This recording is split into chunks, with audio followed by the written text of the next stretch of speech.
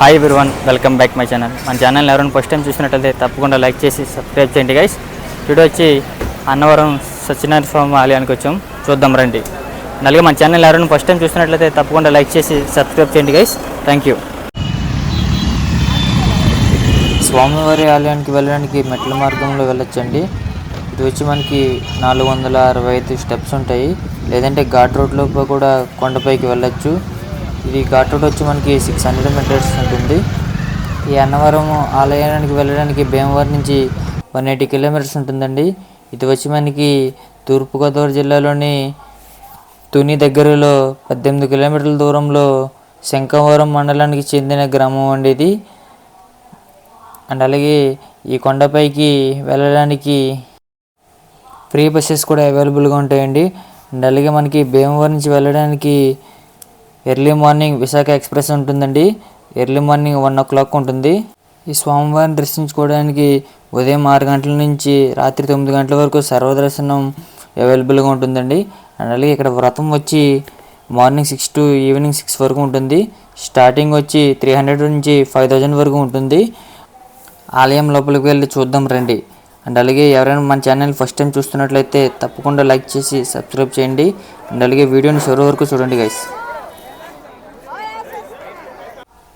రాజగోపురం నుంచి లోపలికి వెళ్ళడానికి మనం ఫస్ట్ వచ్చేది ఇక్కడ మనకి మొబైల్ కౌంటర్ ఉంటుందండి. ఇక్కడ వచ్చి మనం మొబైల్ హ్యాండ్ ఓవర్ చేయాలి. టెంపుల్లోకి ఎంట్రీ ఉండదు.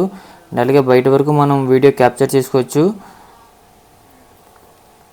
అండ్ అలాగే ఈ ఆలయ స్థల పురాణం వచ్చి పర్వత శ్రేణుల్లో ఒకరైన మేరువు ఆయన భార్య శ్రీ మహావిష్ణువు కోసం తపస్సు చేస్తుండగా ఆయన అనుగ్రహంతో 2 కొడుకులను పొందారు.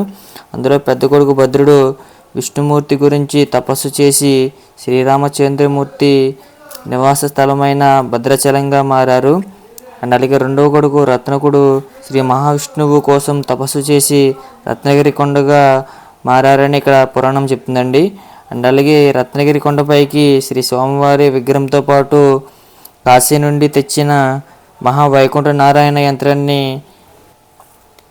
1891 ఆగస్టు 6వ తారీఖున ప్రతిష్ఠించారండి.